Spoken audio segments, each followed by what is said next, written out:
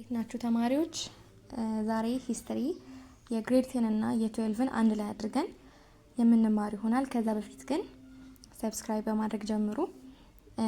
የዛሬው ሌሰናችን ወይ ዩኒት 1 ነው። ስለዚህ ዴቨሎፕመንት ኦፍ ካፒታሊዝም ኤንድ ናሽናሊዝም from 1850 up to 1940 የካፒታሊዝም እና ናሽናሊዝም የሚባለው ነገር ከ1815 እስከ 1914 በነበሩት ጊዜያት የነበረው እድገት ምን ይመስላል የሚለውን ዛሬ እንመለከታለን ማለት ነው። ከዛ በኋላ ግን ፊዘር ኦፍ ካፒታሊዝም ይላል ወይም የካፒታሊዝም ባህሪያቶችን የምናይ ይሆናል። ከዛ አስቀድመን ግን ኦሪጂንስ ኦፍ ካፒታሊዝም ከየት ተነሳ ምን ይመስላል የሚለውን ነገር ዲቴል እናያለን ማለት ነው።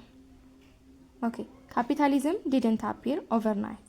ይህ ማለት ካፒታሊዝም የሆነ በአንድ ሌሊት የመጣ አይደለም።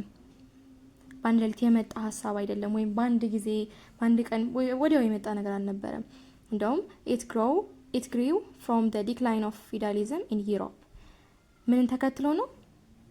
የፊውዳሊዝም ሲስተም መውደቅን ተከትሎ ወይም ዲክላይን መዳከምን ተከትሎ የመጣ ሲስተም ነው ማለት ነው። feudalism was the system where kings and lords owned land and peasants worked on it in exchange for protection and small payments። ምን ነበር በፊውዳሊዝም ዘመን? በኪንጎች ወይም በኪንግና በሎርዶች ነበር የሚመራው። ማለት እንደ ንጉሳውያን ወይም ጌቶች ምናምን የመሬት ባላባቶች ምናምን የሚባልበት ዘመን የነበረው እና ፔዛንቶች ወይም ገበሬዎች የሰሩትን ነገር ከሰሩ በኋላ ከኤክስቼንጅ ካረጉ በኋላ ከሸጡ በኋላ ልክ እንደ ታክስ ይከፍላሉ ማለት ነው ለነዚህ ሎርዶቻቸው።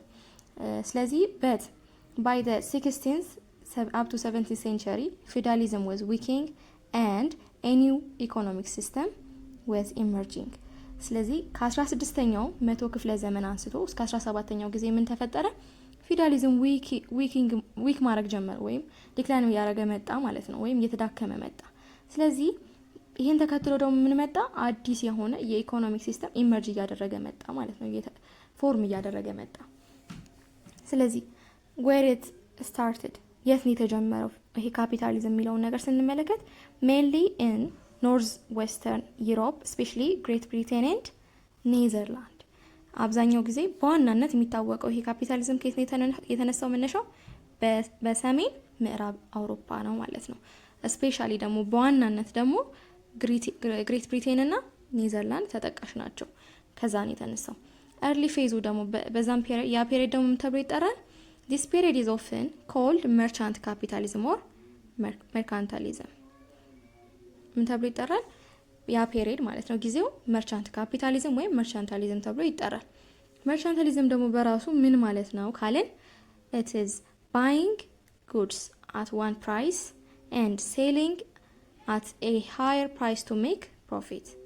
የሆነን ምርት እንገዛለን፣ ከዛ በኋላ በከፍተኛ ዋጋ ከገዛንበት ዋጋ ጨምረን እንሸጣለን ማለት ነው። ያን ለምን እንደምናደርገው ፕሮፊት ሜክ ለማድረግ ነው ባጭሩ።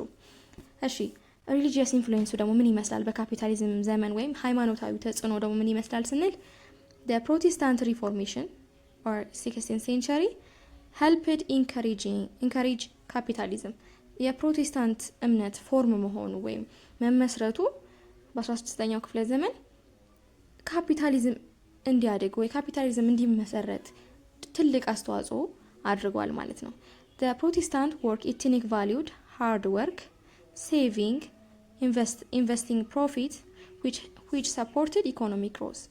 ምን ይለናል? ይሄ የፕሮቴስታንት እምነት በራሱ የሆነ ቫልዩ የሚያደርጋቸው ዋጋ የሚሰጣቸው ነገሮች አሉ።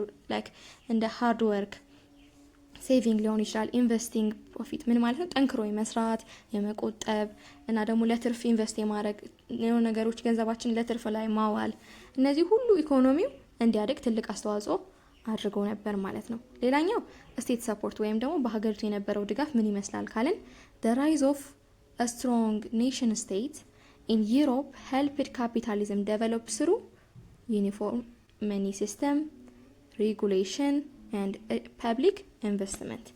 ስለዚህ ምን አለን?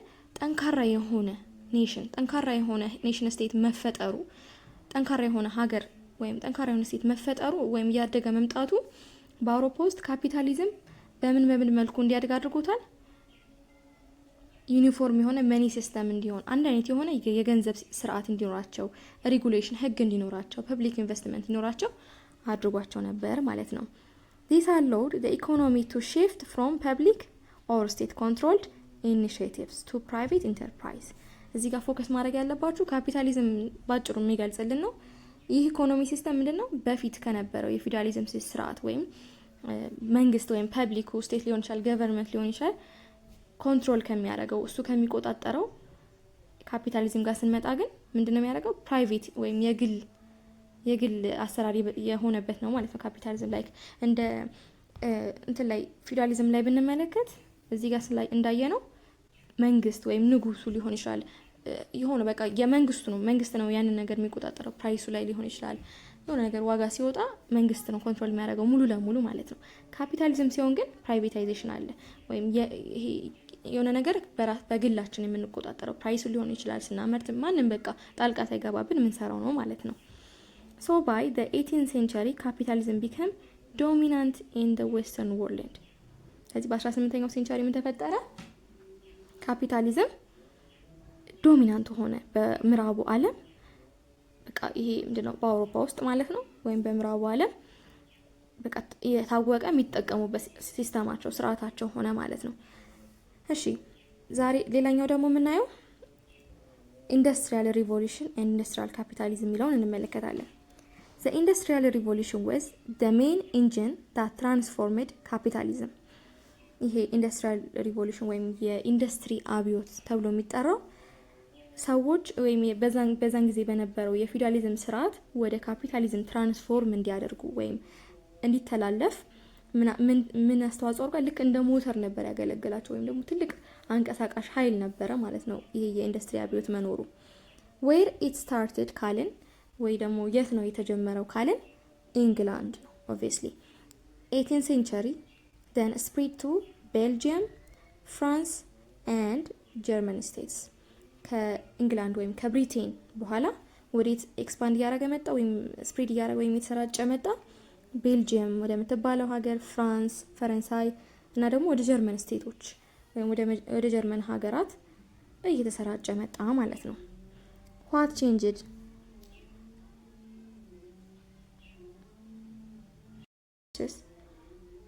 እንዲፈጠሩ አድርጓል ወይም አዲስ የሆነ ኢነርጂ እንዲፈጠር አድርጓል። ላይክ የዋተር ፓወር እና የንፋስ ኃይልን በስቲም እና በከሰል ኦር በኮል እንዲተኩ አድርጓል ማለት ነው። ሌላኛው ደግሞ ምንድን ያደረገው ፋክተሪ ሲስተም ላይ ስንመለከት ፋክተሪስ ሪፕሌስድ the domestic system where people worked from home with hand tools. በእጆቻቸው እቤታቸው ዶሜስቲክ ሲስተምን ተጠቅመው ወይም ቤታቸው ውስጥ የሚሰሩትን ስራ በእጅ ስራዎች የሚሰሯቸውን ስራ በምን ተካ? በፋክተሪ። ስለዚህ ይሄ የኢንዱስትሪ አብዮት የሚያሳየን ነገር ነው ማለት ነው። ሌላኛው የሶሻል ኢምፓክቱ ላይ ደግሞ ይሄ ማህበራዊ ተጽዕኖ ምን ይመስላል ስንል ኢንዱስትሪያላይዜሽን መምጣቱ ምን እየፈጠረ መጣ? ክሬትድ ኒው ሶሻል ክላስ፣ አዳዲስ የሆኑ ሶሻል ክላሶች እንዲፈጠሩ አደረገ ማለት ነው። ስለዚህ ላይክ እነማን ናቸው? ቡርጃይዝ እና ፕሮሌታሪያት የምንላቸውን ክላሶች እንዲፈጠር አድርጎ ነበረ ማለት ነው። ስለዚህ ቡርጃይዝ ኦር ካፒታሊስት የምንላቸው እነማን ናቸው ከተባለ those who owned factories and wealth፣ በቃ ፋክተሪዎችን ይሄ ፋብሪካዎቹን ያላቸውን ሀብት ሁሉ የሚቆጣጠሩት ወይም ደግሞ ባለቤቶች የፋክተሪዎች ባለቤት ሊሆኑ ይችላሉ።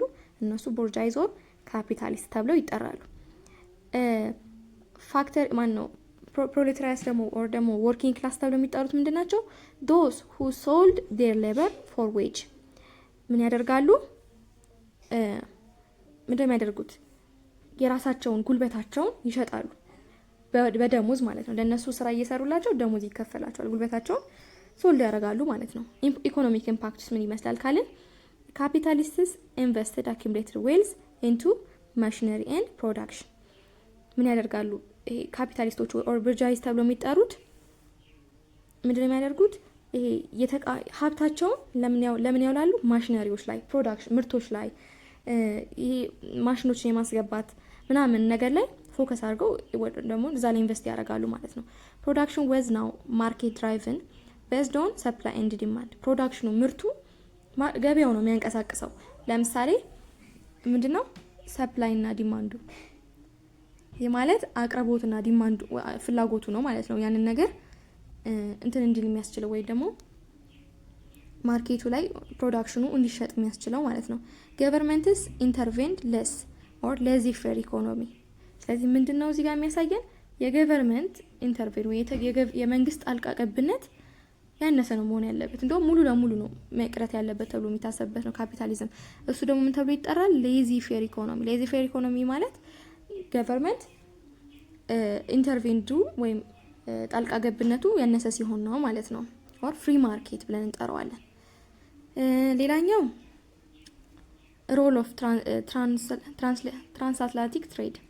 የትራንስአትላንቲክ ትሬድ ደግሞ መኖሩ ምንድነው ያለው ጥቅም የሚለው ወይ ያለውን ሚና በቀጣይ ክፍለ ጊዜ የምናይ ይሆናል። አይ ሆፕ በጣም ተጠቅማችሁበት ይመስለኛል። እንግዲህ በቀጣይ ደግሞ ጥሩ ነገር ይዤ እንድመጣ ሰብስክራይብ፣ ላይክ፣ ኮሜንት እያደረጋችሁ ተከታተሉኝ። የዛሬው ቪዲዮአችን ይሄን ይመስላል።